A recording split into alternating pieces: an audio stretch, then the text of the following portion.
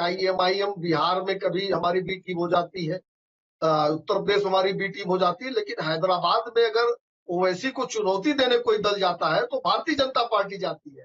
तो ये एक नैरेटिव सेट करने का प्रयास किया जाता है कि जिससे उनको उनका वोट मिल जाए, जिसके लिए सभी दल एक साथ हुए रहते हैं। तो हमको लगता है कि लोकतंत्र है, सभी को अपना चुनाव उम्मीदवार उतारने की इजाजत है और जनता को उम्मीदवार चुनने की इजाजत है। और हमको लगता है कि आगे भी वेट करना चाहिए। मेरठ में भी हम चुनाव जीतेंगे, अभी हम लोग को जो फीडबैक है तो यही है। लेकिन वो दल जिन्होंने ये सवाल खड़ा किया था, ये सवाल उनसे पूछा जाना चाहिए। में भी ये सीट आपके पास नहीं थी और अब जब चुनाव हो रहे हैं तो अभी बीजेपी तो इसमें बढ़त बनाती हुई नजर नहीं आ रही है। आपकी पार्टी से जो कैंडिडेट चुनावी मैदान में उतरा हुआ है वो क्यों नहीं वोटर्स को अपनी तरफ कर पाया? जी, सवाल मुझसे है? जी बिल्कुल बिल्कुल मनीष जी। किस सीट की बात आप कर रही हैं? मेरठ। मेरठ में वहां लगातार पहले सपा आगे थी, फिर बीजेपी आगे आई है, बीच में बीएसपी, फिर अब एआईएमआईएम आगे है। तो हमको लगता है कि वहां अभी परिणाम नहीं आए हैं और जब तक परिणाम नहीं घोषित होते अंतिम, तब तक कोई टिप्पणी करना ठीक नहीं है। ठीक है मनीष जी, आपके पास वापस लौटेंगे। हमारे संवाददाता हमारे साथ लगातार बने हुए हिमांशु गाजियाबाद से, गोरखपुर से दीपक हमारे साथ लगातार बने हुए। हिमांशु, आपके पास आते हुए क्या अपडेट है फिलहाल आपके पास?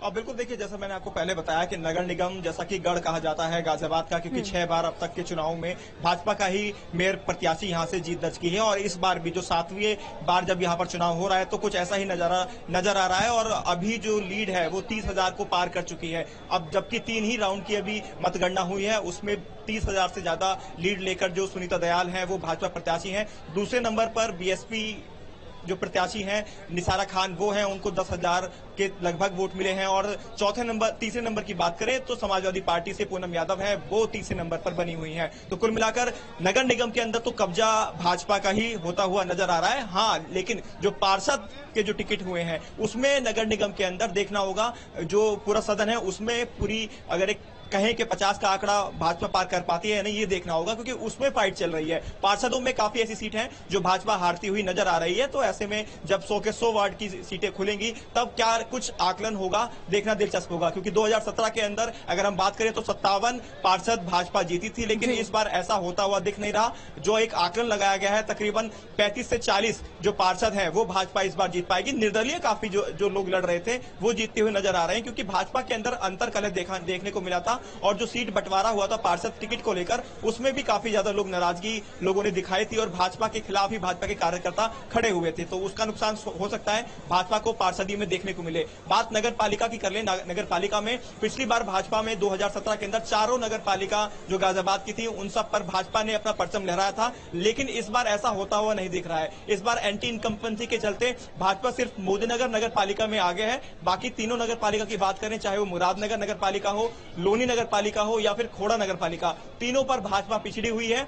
लोनी के अंदर गठबंधन प्रत्याशी आगे हैं, तो वहीं अगर हम खोड़ा की बात करें वहां निर्दलीय प्रत्याशी अमरपाल शर्मा की पत्नी वो आगे हैं। तो वहीं अगर हम मुरादनगर की बात करें तो वहाब चौधरी की जो पत्नी है पूर्व विधायक छम्मी चौधरी वो वहां पर बसपा से आगे हैं। तो सीधी तौर पर बसपा इस बार यहां पर आगे दिखाई दे रही है मुरादनगर के अंदर। तो कुल जो समीकरण है जो नगर पालिका परिषद है उस पर भाजपा पिछड़ती हुई नजर आ रही है। और पिछली बार जो अगर बात करें 4 नगर पंचायतों की, तो चारों नगर पंचायतों में से एक पर भी भाजपा का कमल नहीं खिला था और इस बार भी यही सिचुएशन बनी हुई है। चारों नगर पंचायत पतला निवाड़ी, फरीदनगर और डासना, चारों में से किसी पर भी भाजपा प्रत्याशी आगे नहीं है। एक पर निर्दलीय आगे हैं तो एक पर गठबंधन प्रत्याशी आगे हैं और जो दूसरी नगर पालिका है उस पर बसपा प्रत्याशी आगे हैं। ठीक है हिमांशु, आपके पास वापस लौटेंगे। उमाकांत लखेरा जी सीनियर जर्नलिस्ट हमारे साथ लगातार बने हुए हैं। उमाकांत सर, जैसा अभी हिमांशु ने भी बताया कि नगर पालिका परिषद पर पिछड़ रही है बीजेपी, इसके पीछे क्या वजह आपको समझ में आती है, क्या इसके मायने?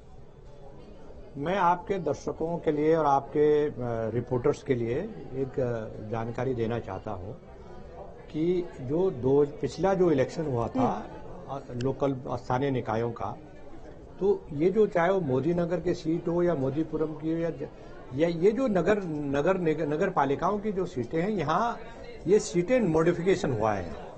मॉडिफिकेशन का मतलब इन सीटों में ग्रामीण क्षेत्रों को भी शामिल किया गया। जब इन सीटों का एक्सपेंशन हुआ तो ग्रामीण क्षेत्रों के लोगों को उनमें जो साइकिल से चलते हैं या रिक्शे से चलते हैं या तांगे से चलते हैं, जो भी है, तो ग्रामीण क्षेत्र में वो जो किसान वगैरह जो लोग हैं, वो सारे लोग ग्रामीण क्षेत्र को शामिल किया गया नगर पालिका की सीटों पर। एक तो उस फैक्टर ने काम किया। दूसरा फैक्टर ने काम किया जो भाजपा के खिलाफ जा रहा है कि ये जो किसान आंदोलन हुआ पिछले 2 साल पहले, जो किसान आंदोलन हुआ 1.5 साल पहले, 13 महीने, इस आंदोलन ने बड़े पैमाने पर जो किसान कार्यकर्ता हैं उनको मोबिलाइज किया भारतीय जनता पार्टी के खिलाफ। तो ये दोनों फैक्टर हैं। दोनों फैक्टर में मुझे लग रहा है कि आपके जो संवाददाता महोदयगण हैं उनको इस चीज पर रिसर्च करना चाहिए कि किसान पश्चिमी उत्तर प्रदेश में किसानों की और ऐसे ग्रामीण क्षेत्रों की क्या क्या भूमिका है, उससे किस ढंग से नगर स्थानीय निकायों के चुनाव प्रभावित हो रहे हैं। मैं सहारनपुर की बात इसमें शामिल करूंगा, मैं आगरा की भी बात इसमें शामिल करूंगा, और ये जो वेस्टर्न यूपी की जो नगर पालिकाएं हैं, उन पालिकाओं का जो ट्रेंड बढ़ रहा है, भाजपा पिछड़ रही है। इवन खोड़ा में, आप ये बताइए, खोड़ा में ज्यादातर जो आबादी है वो गरीबी रेखा के नीचे रहने वाले लोगों की है।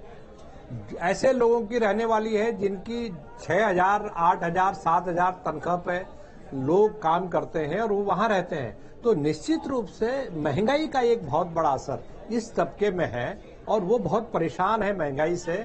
उनको इस चीज से मतलब नहीं है कि सरकार पार्टी किसकी है। अगर कोई पार्टी, कोई सरकार अगर महंगाई को कम नहीं कर पाई तो वो उस पार्टी को वोट नहीं करेंगे। ये जनरल ट्रेंड है और यही हो रहा है, ये दिख रहा है सामने। तो जो प्रदेश स्तर के मुद्दे लगातार उठाए गए, उमाकांत सर, कानून व्यवस्था को लेकर हर जनसभा में जिक्र किया सीएम योगी आदित्यनाथ ने, उन्होंने इन मुद्दों को ओवरलैप नहीं किया। देखिए ऐसा है, कानून व्यवस्था का मुद्दा निश्चित रूप से एक फैक्टर होता है, लेकिन कानून व्यवस्था का मतलब ये भी होता है कि जो अदालतें हैं उत्तर प्रदेश की या जिलों में जो अदालतें हैं, वो जल्दी से जल्दी न्याय करें लोगों के साथ, जो न्याय मांगने गए हैं कोर्ट्स में। अब हो क्या रहा है, होता क्या है, आमतौर पर जो डिस्ट्रिक्ट कोर्ट्स हैं, 10 साल से लोग न्याय पाने के लिए भटक रहे हैं। तो सरकार कानून व्यवस्था की बात करती है, चाहे कोई भी पार्टी हो, कानून व्यवस्था की बात, तो उनको ये भी तो ध्यान में रखना पड़ेगा कि अगर कानून व्यवस्था के आप दावा कर रहे हैं तो आपकी जो न्यायपालिकाएं हैं, न्यायपालिकाएं भी तो काम करें ताकि लोगों को न्याय जल्दी से जल्दी मिले। अब आपने अगर किसी का कोई हत्या के मुकदमे में जेल में बंद है तो पता लगा 10 साल से उसको सजा ही नहीं हुई है, और जो बेचारे अपने परिवार के जन के हत्या के लिए न्याय मांग रहे हैं उनको तो न्याय नहीं मिला। तो आपको तो बैलेंस कानून व्यवस्था भी बनानी पड़ेगी और न्यायपालिकाओं की व्यवस्था को भी सुधारना पड़ेगा, तभी तो एक आम वेलफेयर। उमाकांत सर, आपके पास हम वापस लौटेंगे। संवाददाता अविनाश हमारे साथ लाइव कनेक्ट हो गए, उनके साथ मंत्री जेपीएस राठौर अभी मौजूद है। What to you Avinash?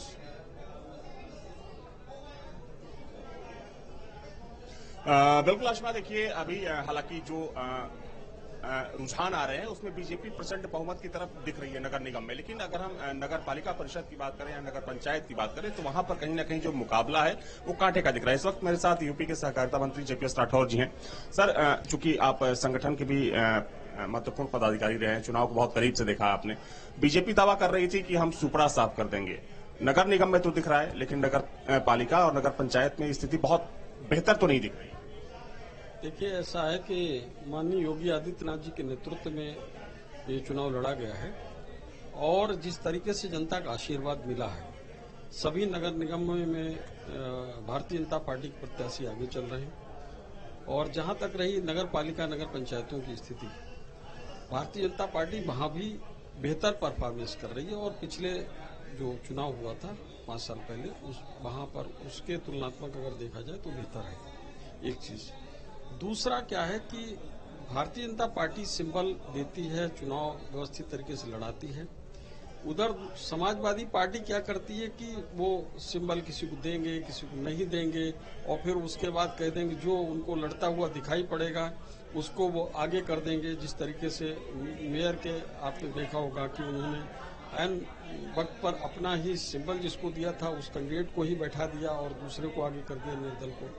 नगर पंचायत नगर पालिकाओं में भी ये इसी प्रकार से करते हैं कि जो इनके घोषित उम्मीदवार होते हैं उनको बाद में पीछे कर देते हैं और बाकी कोई निर्दल लड़ रहा होता है उसको आगे कर देते हैं। तो एक तरीके से विचारधारा वाली लड़ाई नहीं है। वैचारिक रूप से जो लड़ाई भारतीय जनता पार्टी लड़ रही है, भारतीय जनता पार्टी, समाजवादी पार्टी, बसपा, कांग्रेस से बहुत आगे है। इस बार इस निकाय चुनाव में देखने को मिला कि इतना एग्रेसिव कैंपेन पहली बार देखने को मिला। जो पूरा तंत्र था सरकार का या फिर हम संगठन का तंत्र सब लगा हुआ था। क्या माना जाए कि जो लोकसभा चुनाव होना है उसकी एक्सरसाइज कर रहे थे आप? देखिए, ऐसा कि हमारे लिए नगर निगम, नगर पालिका, नगर पंचायतें भी बहुत महत्व रखती हैं और लगभग 30% मतदाता यहाँ से आते हैं। तो ऐसे परिस्थिति में हम उसको छोड़ नहीं सकते। और नगर निगम, नगर पालिका, नगर पंचायतों में जो विकास कार्य होते हैं, भारतीय जनता पार्टी ने वहाँ विकास कार्य भी किए हैं और वहाँ के विकास दिखाई पड़ते हैं। लोग जब भी कोई व्यक्ति गांव से भी आता तो शहरों में जाता है, बड़े शहरों में जाता है, तो विकास कार्य उसको दिखाई पड़ते हैं। अगर हमारे नगर पालिका में, नगर पंचायतों में अध्यक्ष नहीं होंगे और नगर निगम में मेयर नहीं होंगे तो हम विकास के कार्यों को उतने अच्छे ढंग से नहीं कर पाएंगे। तो ये सोचकर भारतीय जनता अविनाश पार्टी जरा मंत्री जी से सवाल पूछेगा, विकास के कार्य किए हैं तो जनसभाओं में जिक्र क्यों नहीं किया उसका? लगभग सभी सभी नगरों निगम में गए हैं, बहुत सी नगर पालिकाओं में भी गए हैं, जिला जो मुख्यालय की थी। और माननीय प्रदेश अध्यक्ष जी ने भी बहुत एक्सटेंसिव प्रचार भी किया है, साथ सांगठनिक वो भी किया है। प्रदेश महामंत्री संगठन भी पूरा टाइम उस पे संगठन के उसमें लगे रहे, दोनों डिप्टी सीएम हमारे और सभी सरकार